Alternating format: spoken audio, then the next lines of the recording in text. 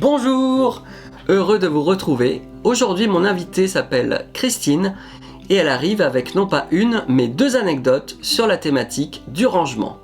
Sur la deuxième anecdote, vous verrez, il y a pas mal de détails sur la salle. Ne vous inquiétez pas, vous ne serez pas spoilé, ce jeu n'existe plus. Christine dans Game Master et Bonne Humeur, eh bien, c'est maintenant.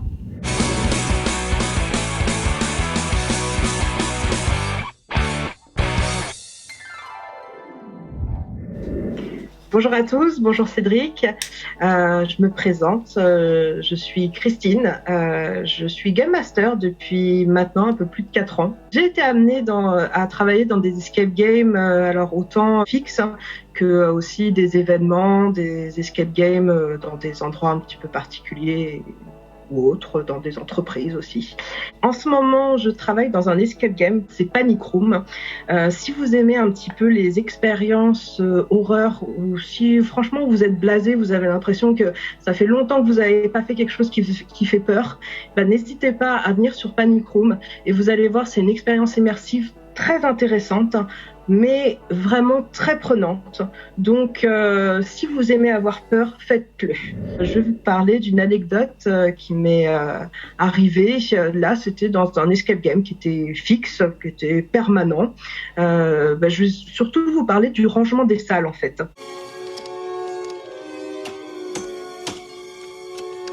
Parce que quand on est dans un escape game où les sessions s'enchaînent très très vite, des fois on n'a pas beaucoup le temps de ranger sa salle, des fois ça peut aller très très vite. Surtout si on a des petits problèmes techniques et que du coup il faut vraiment tout faire pour que ça s'enchaîne le plus vite possible.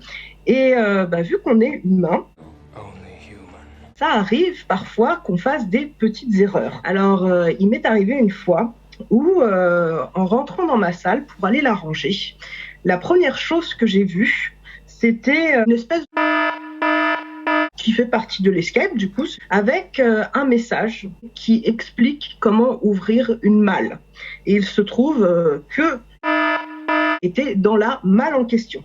Et la première chose que je me suis dit, c'est waouh, surtout, il ne faudra pas que j'oublie de l'enlever de la malle avant de la fermer parce que ça serait bête quand même. Et évidemment, c'était pas la première chose qu'il fallait que je range. Je range toute ma salle, j'accueille mon équipe, je la mets à l'intérieur de la salle, et pendant que je fais le briefing qui se passait justement dans la salle, je vois une petite trappe ouverte. Il se trouve que c'était la trappe dans laquelle était censé aller. Et là, je me dis, si la trappe est ouverte, ça veut dire qu'elle n'est pas à l'intérieur, ça veut dire que je l'ai laissé dans la malle que j'ai fermée. Sorry, my mistake.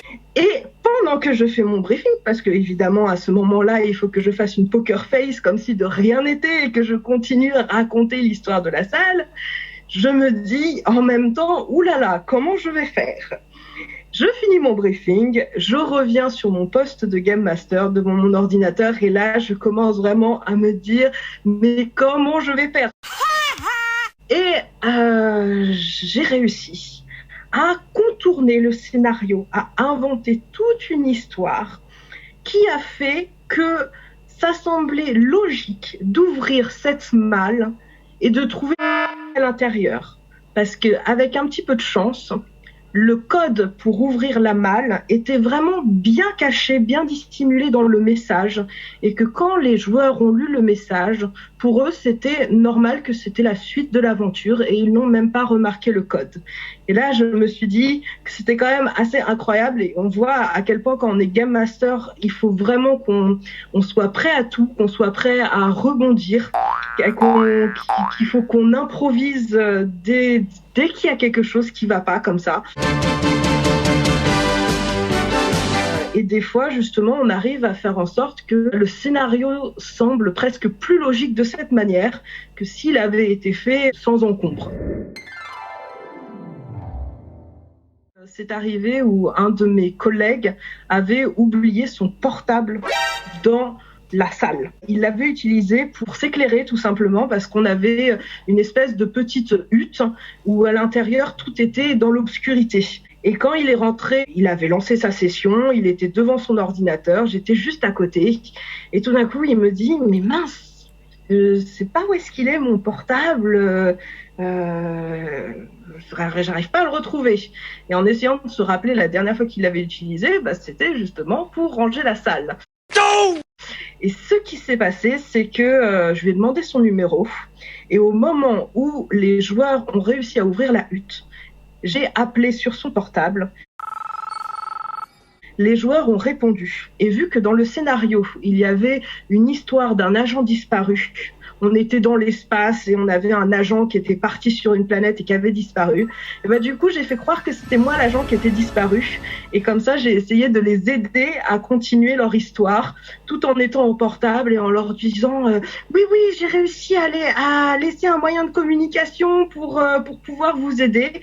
Et les joueurs sont rentrés dans l'histoire et ils ont continué comme ça avec le portable. Et évidemment, quand mon collègue est rentré pour faire le débriefing, la première chose qu'il a récupérée, c'est son portable.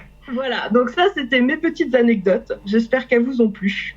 Et surtout, si vous avez envie de connaître d'autres anecdotes et plein d'autres choses, comme une petite web-série sur les Game Masters, n'hésitez pas à vous abonner. Parce que Cédric, il fait quand même des super belles choses. Et vraiment, je vous invite à continuer à regarder sa chaîne. À part être Game Master, je suis aussi comédienne et auteure-réalisatrice. Je réalise des courts-métrages et également des clips musicaux. Alors, si vous avez envie de connaître un peu plus mon travail, je vous invite à regarder ma bande démo tout de suite.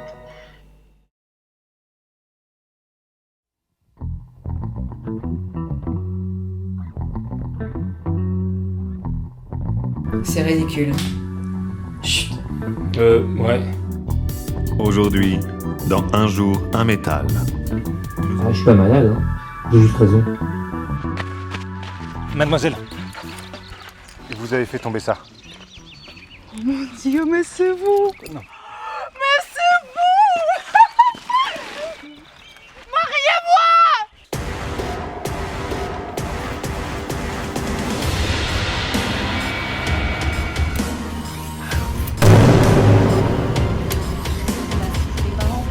Et bah quoi?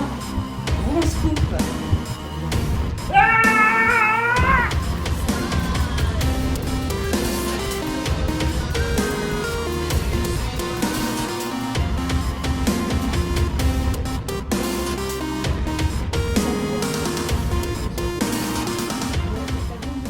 Je vous laisse, c'est une urgence. C'est vous, mais je suis tellement fan de tout ce que vous faites. Je me sens pas très bien, je crois que je vais faire un arrêt.